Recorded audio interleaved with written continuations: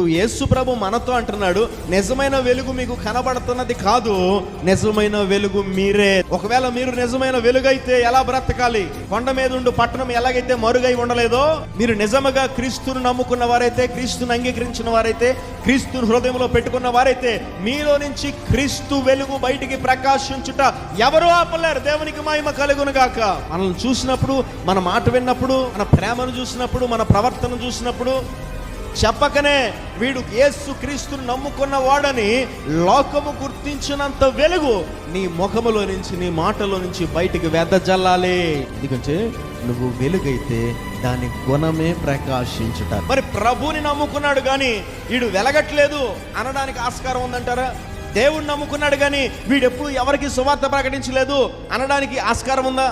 ప్రభుని నమ్మాడు కానీ వీరు ఆత్మలు రక్షించలేదు అనడానికి ఆస్కారం ఉందా? ప్రభుని నమ్ముకున్నాడు కానీ వీడు ఎవరిని